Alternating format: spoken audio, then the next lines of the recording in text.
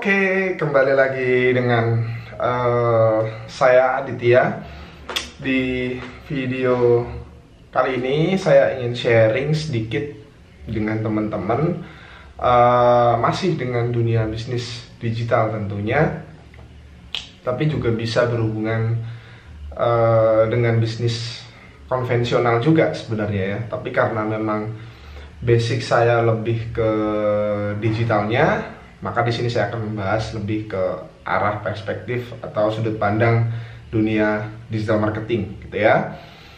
Nah, di tahun 2018 ini memasuki akhir, menjelang 2019, teman-teman pasti banyak yang menginginkan sebuah bahasa kerennya itu resolusi gitu ya, resolusi 2019 gitu. Banyak jokes atau joke gitu ya, guyonan yang katanya resolusi 2019 itu meneruskan 2018, atau yang 2018 kemarin mungkin bahkan juga melanjutkan yang 2017 gitu. Nah, tapi saya tidak akan membahas itu. Nah, tapi tetap ada hubungannya gitu. Nah, sesuai judul video ini, jadi biasanya banyak yang bikin resolusi atau bahasa mudahnya kalau resolusi itu perubahan gitu ya, perubahan target, goal yang ingin dicapai pada tahun yang baru itu biasanya gitu. Nah, berkaitan dengan target di situ, mungkin bagi teman-teman yang punya target ingin memulai bisnis gitu ya, ingin memulai berdagang atau berusaha, pertanyaan paling sering yang ditanyakan oleh seorang pemula biasanya, saya dulu juga pernah mengalaminya di tahun 2011-an, itu saya pernah mengalaminya. Jadi bingung tuh, mulainya dari mana mas? Itu kan biasanya pertanyaannya kayak gitu, mulainya dari mana mas? Saya bingung nih, mulai dari mana? Kalau sudah ketemu mulainya dari mana, terus bingung juga jualannya apa mas, enaknya gitu. Gampang, bahasa mudahnya seperti itulah. Nah, di sini kalau kita berbicara tentang enaknya mulai dari mana, terus jualannya apa gitu ya, kita kembalikan ke konsep digital marketing gitu ya. Konsep digital marketing itu sendiri, nah ini tambahan juga ilmu buat teman-teman sekaligus saya sharing. Jadi digital marketing itu bukan software, bukan tool, bukan sebuah produk, itu bukan.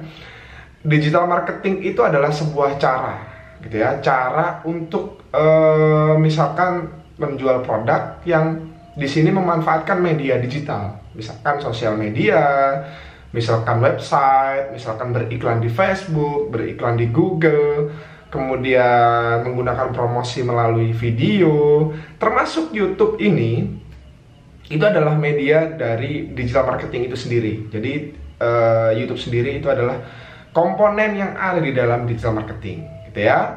Nah, kemudian di sini ketika teman-teman itu bertanya harus mulai dari mana dan harus menjual apa, gitu ya. Kalau di dalam digital marketing ya harus menjual barang yang di sini dijual melalui dunia digital.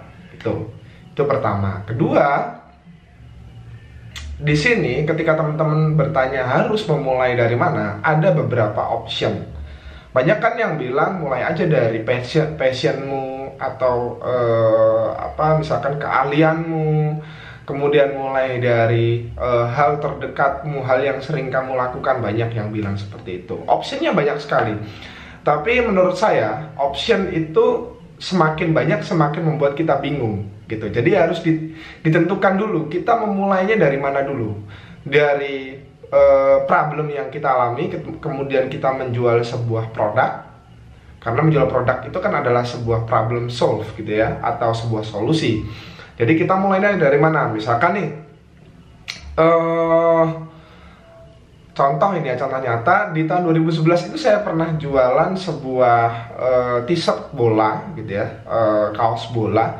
Nah, itu saya menjual produk tersebut, menjual t-shirt itu bukan berdasarkan kebutuhan saya, karena waktu itu saya juga kalau saya juga suka main bola, suka futsal, tapi kalau main futsal itu saya nggak begitu fanatik dengan tim yang harus saya suka, kemudian saya pakai kaosnya atau kaos bolanya itu bukan. Jadi itu bukan bagian dari problem solving dari masalah saya. Tapi tetap saya menjualnya. Jadi saya berdasarkan adalah permintaan. Karena di tahun 2011-an itu banyak sekali di Jember terutama waktu itu di kalangan mahasiswa di kampus itu teman-teman saya banyak yang ingin memakai jersey klub yang dia sukai atau yang dia fans gitu ya. Dia menjadi fans klub tertentu terus dia pingin banget pakai itu gitu.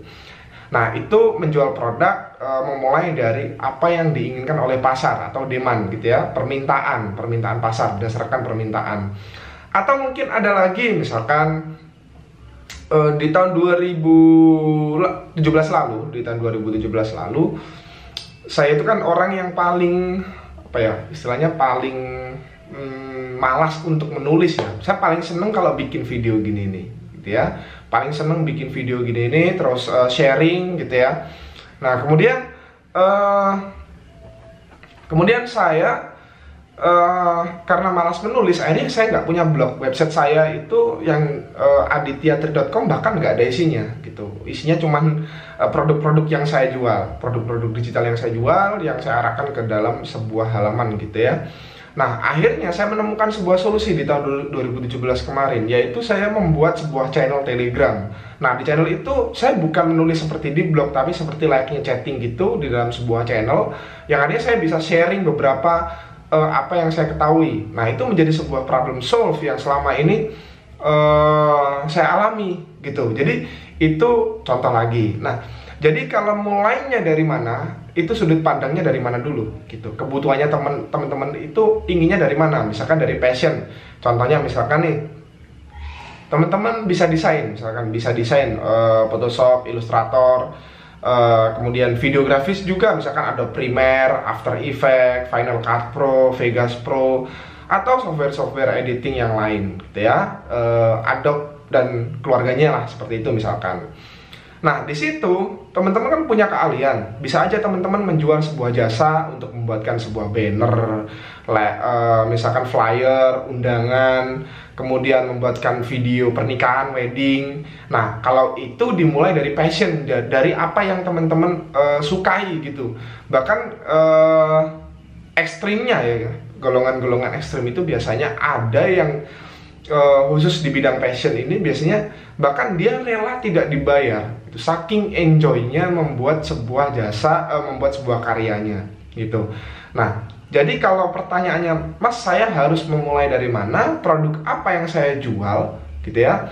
Ini berdasarkan apa dulu gitu. Kalau memulainya dari problem solve, ya masalahmu apa? Misalkan masalahmu nih, saya selama ini kalau stok barang itu manual, Mas, ngitungnya di cheat sheet, di Google Sheet atau di Excel gitu. Nah, itu kan problem menciptakan solusinya gitu. Solusinya, karena menjual produk berdasarkan solusi itu pasti gitu. Kita kan menjual dengan memberikan manfaat kepada pembeli pastinya. Nah, ya udah, kalau memang itu masalahmu, bikin solusinya. Bikin software misalkan, atau bikin apa kayak yang intinya di situ adalah memberikan solusi bermanfaat untuk orang lain. Nah, muncul lagi pertanyaan, Mas, tapi ada tuh beberapa pebisnis atau pengusaha yang dia jualan software, dia jualan buku, dia jualan, bahkan ada jualan properti, tapi dia sendiri bahkan nggak punya rumah. Ada kan seperti itu. Bahkan seperti saya contohnya, saya adalah lulusan dari Visipol. Waktu itu saya kuliah di Visipol, tapi selama ini bisnis yang saya geluti adalah jualan software, jualan template desain, padahal saya nggak bisa desain, nggak bisa bikin software. Nah, itu gimana, Mas, kalau kayak gitu? Nah, itu beda lagi. Biasanya mereka, atau sedikit sharing dari saya, itu saya memperkerjakan orang atau berpartner dengan orang lain. Misalkan nih, saya punya masalah. Misalkan saya, wah, selama ini saya editing software, buat edit video kayak gini nih, males pakai Adobe Premiere, misalkan males pakai Final Cut Pro, males pakai Vegas Pro. Udah softwarenya berat, mahal belinya, kemudian editingnya susah. Yaudah deh, saya cari software yang sekiranya bisa bikin mudah. Tiba-tiba ada yang menghubungi saya, misalkan, ayo, Mas, bikin software kayak gini, saya yang bikin, Masnya yang merilis produknya gitu. Oke, nah itu jadi problem solve buat saya gitu. Nah, itu contoh. Kemudian jadi begitu banyak contohnya. Dan semua itu, konsep itu bisa berjalan di bisnis konvensional juga selain di dunia digital. Nah, ketika kita hubungkan dengan dunia digital, di situ teman-teman ketika misalkan berdasarkan demand, misalkan teman-teman udah riset nih, udah riset dan developmentnya udah mantep nih. Nah, di situ kan ada demand, ada permintaan, ada interestnya. Karena ketika kita ngomong digital marketing itu nggak bisa lepas dari dua sisi ini ya, dua hal ini. Jadi harus ada demand, permintaan, dan yang kedua ada interest, ketertarikan dari pasar itu, gitu. Sebenarnya sama saja, cuman medianya saja yang membedakan dan jaringannya tentunya, networkingnya.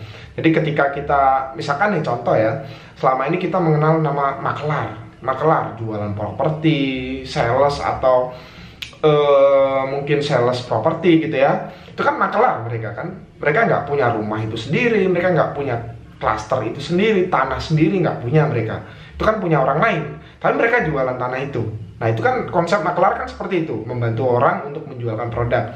Karena ada digital marketing, sekarang berubah lagi konsepnya. Ada dropshipping, ada affiliate, ada banyak sekali gitu. Nah, tapi pada dasarnya ilmunya yang dipakai sama, gitu kan. Cuman yang membedakan kalau makelar itu kan offline, misalkan jualannya door to door, kemudian buka kantor gitu kan, yang itu membutuhkan cost begitu banyak. Tapi dalam dunia digital marketing, affiliate marketing misalkan, saya jadi affiliate, nggak perlu bikin kantor gitu kan. Apalagi masih pemula, nggak perlu bikin kantor, dia sudah bisa jualan produk, dia sudah bisa jadi affiliate, mempromosikan produk orang lain, dapat komisi setiap ada penjualan, maka selesai. Nah, itu adalah fakta digital marketing yang ada seperti itu. Jadi perbedaannya di situ, tapi dasarnya sama gitu. Jadi mulainya dari mana Mas? Kalau diambil benang merahnya dari video saya di awal sampai akhir ini, sampai sekarang ini, mulainya dari mana Mas? Mulai saja dari konsep yang teman-teman ingin berikan. Konsepnya itu apa? Kalau konsepnya cuma jualan aja, ya jangan salahin kalau nanti misalkan penjualannya nggak bagus.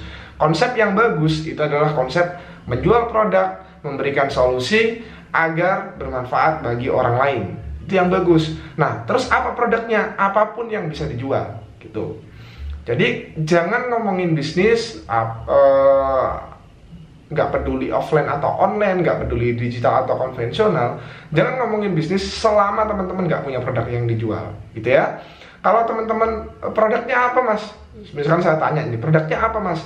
Nggak ada Mas, saya bingung produk apa yang saya jual. Ya udah, itu bukan bisnis, namanya itu charity atau kegiatan sosial gitu. Kalau bisnis itu memang benar-benar ada produk yang dijual gitu. Seenggaknya itu menjual jasa, service. Misalkan punya keahlian, jual saja keahlianmu. Bisa bikin video, bikin aja jasa pembuatan wedding. Bisa desain, bikin aja flyer, banner dan lain-lainnya. Bisa menulis, jadi aja content writer. Banyak tuh blogger-blogger yang males nulis tapi mereka ingin blognya selalu terisi dengan artikel-artikel baru. Itu contoh. Jadi mulainya dari mana? Mulai dari menjadi sebuah solusi konsepnya. Jadi diawali dari konsep dulu gitu. Konsepnya apa dulu, kemudian ingin jadi seperti apa, kemudian produknya tentukan, action gitu. Jangan kebanyakan mikir dan jangan ragu-ragu gitu. Jadi kalau teman-teman sudah punya konsep yang matang, misalkan konsepnya sudah ngomongin saya pokoknya ingin bermanfaat bagi orang lain, saya ingin memberikan solusi dengan begitu bermanfaat bagi orang lain, maka jangan ragu. Mas, nanti kalau nggak laku gimana? Kalau nanti dibully, dinyinyirin sama orang gimana? Dinyinyirin sama netizen gimana?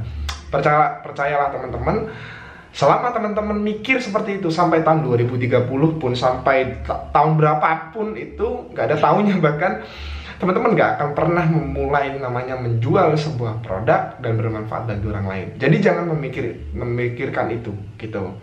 Sedikit insight buat teman-teman biar ada aha moment gitu ya dari video ini. Di tahun 2011 itu pertama kali saya menjual sebuah jersey sepak bola. Itu saya cuman terjual 1 jersey aja. 1, bayangin, 1. Bukan 10, bukan 100 ya ini, 1 doang gitu ya.